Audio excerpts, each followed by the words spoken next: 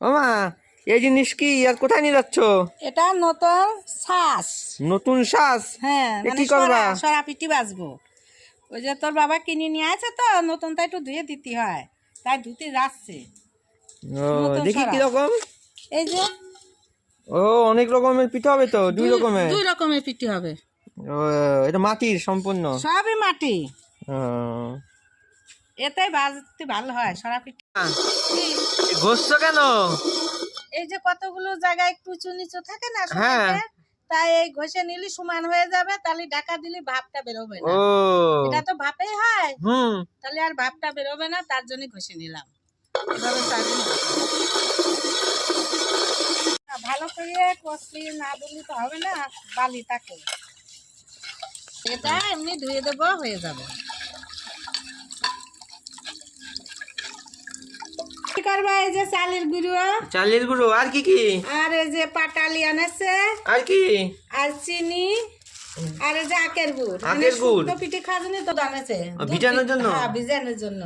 তা পিঠে কখন বানাবা? পিঠে স্নান করবো, পুজো করবো, তারপরে জল দিছি, রস করবো। রস হবে? হ্যাঁ। ওটা কি?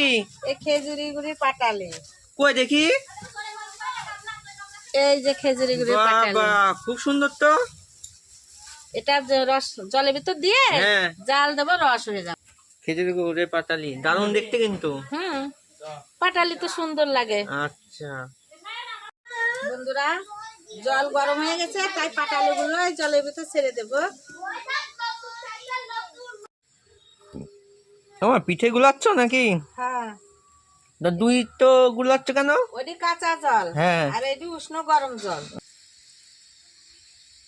আর এদিকে পিঠের সরাটা গরম হচ্ছে। ওটি সরা পিঠে গরম, মানে সরাটা গরম করতে দিয়েছি। আচ্ছা। সাইড পিঠেটা সুন্দর হয়ে গেছে। এবার পিঠেটা তুলে দেবো এইভাবে।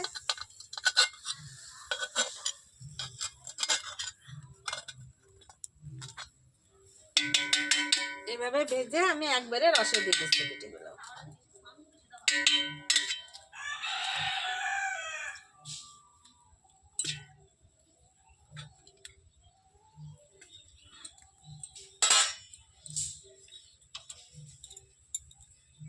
আমি প্রথমে এভাবে তেল দিয়ে নিচ্ছি। একটু তেল দিয়ে নিলে পিঠেটা যাতে না লাগে, তার জন্য সামান্য একটু তেল দিই, বেশি দিতে হবে না, সামান্য একটু তেল দিলে হয়ে যাবে।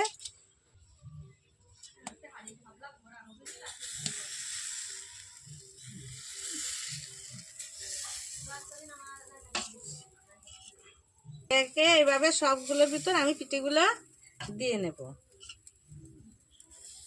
এবার দেওয়া হয়ে গেছে, এখন ঢাকা দিয়ে দেবো।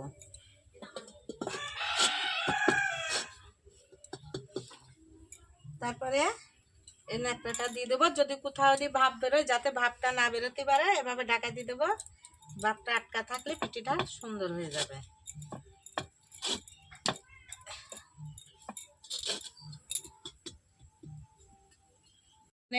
উপলক্ষে যে আমাদের আলপনা আঁকাতে হয়, তাই আলপনা আঁকাইছি, তাই তাদের সুন্দর প্রদীপ দেবো বা পুজো করবো।